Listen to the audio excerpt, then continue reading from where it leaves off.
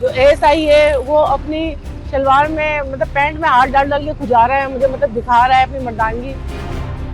और जो साथ में उसका बेटा है सीनियर एएसआई है, वो गाने गा रहा है कि धूप में निकला ना करो रूप की रानी, मतलब इस तरह के गाने अपनी जबान से सुना रहा है। ये जो लड़के हैं इन्होंने ये इस चीज़ को एक्सेप्ट किया कि ये गैर मुल्की हैं, पाकिस्तानी नहीं है, इनका नादरा से कोई रिकॉर्ड नहीं मिल रहा, क्योंकि हमने कहाँ से आए? भारत से।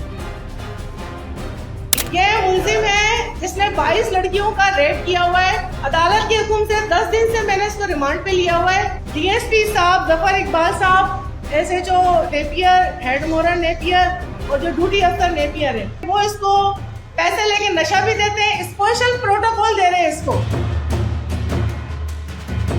अभी कुछ दिनों पहले एक अमरीकी न्यूज आई थी कि एक आइलैंड है जहाँ पर लड़कियों को शिफ्ट किया जाता है, फिर उनका गोश्त खाया जाता है, उनको सेक्सुअल, ये उस चीज़ से भी कनेक्टेड है।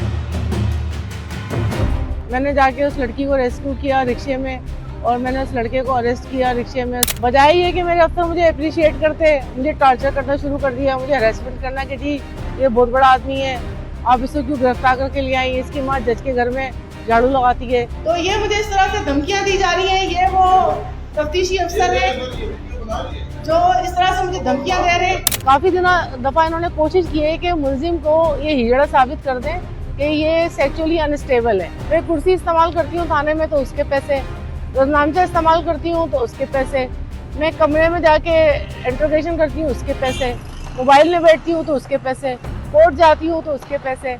आईजी साहब गुजारिश करती हूँ कि आप इस कौम की बेटियों को बचाएं।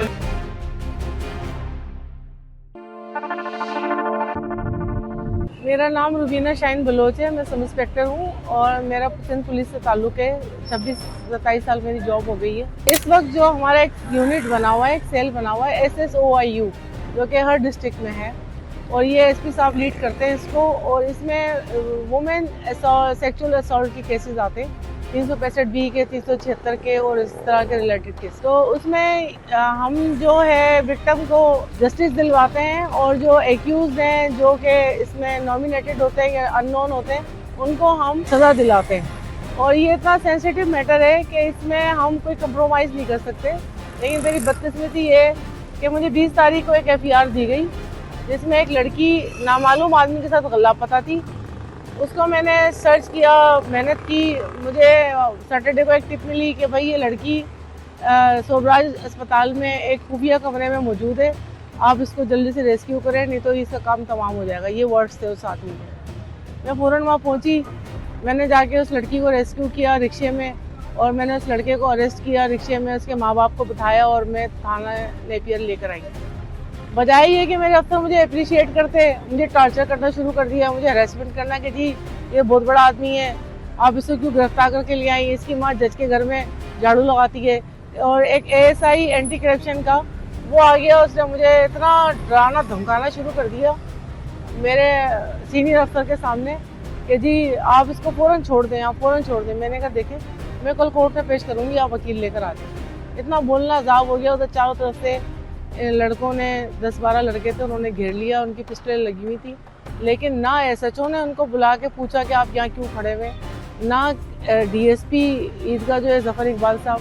बहरहाल मैं अपना काम जारी रखा मैंने। लेकिन उसके बाद क्या हुआ, अब DSP साहब हैं, SIO नेपियर हैं, SIO नेपियर, वो हर चीज़ के मुझसे पैसे ले रहे हैं, रेंट ले रहे हैं कि जैसे मैं कोई सरकारी मुलाजिम नहीं हूँ, मैं कोई सरकारी काम नहीं कर रही हूँ। वो हर चीज़ का मुझसे पैसा लेते हैं। मैं कुर्सी इस्तेमाल करती हूँ थाने में तो उसके पैसे, रोजनामचा इस्तेमाल करती हूँ तो उसके पैसे, मैं कमरे में जाके इंट्रोगेशन करती हूँ उसके पैसे, मोबाइल में बैठती हूँ तो उसके पैसे, कोर्ट जाती हूँ तो उसके पैसे, अगर हम कहीं रेड पे जा रहे हैं उसके पैसे। अब बताएं मैं इतने पैसे कहाँ से दूँ? आपको वीडियो बनाने की जरूरत क्यों पेश आई?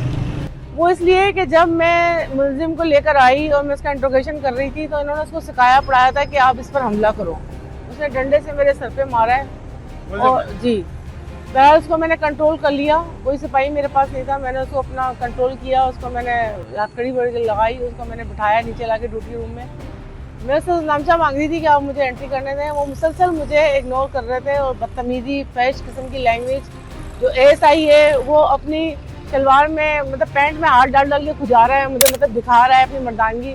और जो साथ में उसका बेटा है सीनियर ASI है, वो गाने गा रहा है कि धूप में निकला ना करो रूप की रानी, मतलब इस तरह के गाने अपनी ज़बान से सुना रहा है। मतलब मैं इतनी हैरान शौक कि भाई मैं इतनी सीरियस काम में लगी हुई हूँ और इतना मैटर चल रहा है और ये मैं कह रही हूँ, आप कह रहा है अभी मैं काम कर रहा हूँ मैडम, अभी मैं काम कर रहा हूँ, ठीक है।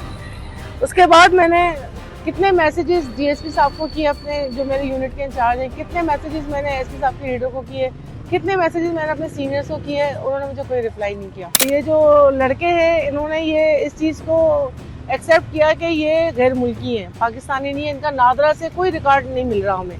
10-12 लड़के, अभी एक लड़का हमारे पास है, उसका हम साइन जगह जगह भेज रहे हैं, कोई इसका रिकॉर्ड नहीं है, कोई इसका बर्थ सर्टिफिकेट नहीं, कोई इसका, ये इसको एडल्ट बना रहे हैं, मतलब ये कि 17-18 साल का बच्चा है ये, लेकिन ये 32 साल का जवान मर्द है, ठीक है।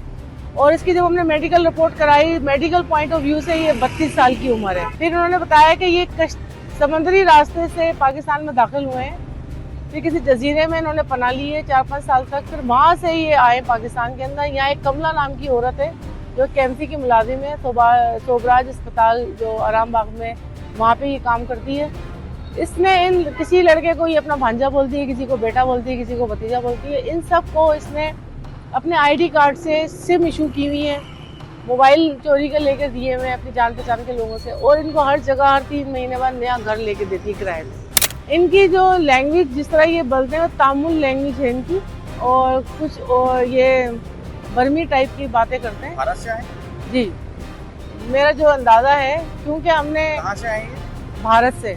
अभी मसला ये है कि जो इनकी CDR रिकॉर्ड से जो नंबर हमें कुछ डिटेक्ट हुए हैं, जो कि इसराइल और ख़तरनाक अफ्रीका जैसे ममालिक का पता दे रहे हैं, उनको जब हमने उनके नेट पे प्रोफाइल सर्च की है तो बहुत हाई प्रोफाइल लोग उसमें शामिल नज़र आ रहे हैं, उनका चेहरे नज़र आ रहे हैं, लेकिन वो मुझे ब्लॉक कर रहे हैं हर जगह से। अगर मैं एज ए सिटीज़न उनको चेक करने की कोशिश, वो मेरे बारे में उनको सब नॉलेज है, उनको पता है कि मैंने इस लड़के को पकड़ा हुआ है और मैं इसकी केस आई हूँ और मैं इसको इंट्रोगेशन कर रही हूँ। क्या यहाँ से लड़कियों को बाहर भी भेजा जाता है? जी बिल्कुल भेजा जाता है, और इसका इन्होंने मेरे ख्याल में कुछ समुद्री तरीका रास्ता बनाया हुआ है, और इनके पास कोई प्राइवेट ऐसी चीज़ें हैं जैसे बोट्स वगैरह, कुछ ऐसी चीज़ें हैं, क्योंकि ये आइलैंड से भी इनका ताल्लुक है, ये बहुत बड़े बड़े आइलैंड्स में भी जा रहे हैं। जैसे अभी कुछ दिनों पहले एक अमरीकी न्यूज़ आई थी कि एक आइलैंड है जहाँ पर लड़कियों को शिफ्ट किया जाता है, फिर उनका गोश्त खाया जाता है, उनको सेक्सुअल, ये उस चीज़ से भी कनेक्टेड है। ये लोग अनऑफिशियली और अपनी पावर का इस्तेमाल करके मुलजिम को बेगुनाह साबित करने की कोशिश कर रहे हैं। काफ़ी दफ़ा इन्होंने कोशिश की है कि मुलजिम को ये हिजड़ा साबित कर दें कि ये सेक्सुअली अनस्टेबल है, कभी इसको मेंटली अनस्टेबल कर रहे हैं, कभी मुझे मेंटली अनस्टेबल कर रहे हैं। मतलब इतनी एफर्ट्स क्यों कर रहे हैं इस केस में, इनका क्या लेना देना है इनसे, इनका इस केस से कोई कंसर्न नहीं है। इस केस से कंसर्न है एसपी इन्वेस्टिगेशन साहब, DSP SSO IU और मैं, ठीक है, और यह कोर्ट है, कोर्ट मुतमईन है, कोर्ट को कोई एतराज़ नहीं है। मैं 12 दिन से रिमांड लेके बैठी हुई हूँ। मुल्ज़िमान को सपोर्ट करके, इनको इस्तेमाल करके, ये लड़कियों को खुद भी इस्तेमाल कर रहे हैं और उनको सपोर्ट इसलिए कर रहे हैं कि इनको पैसा मिल रहा है।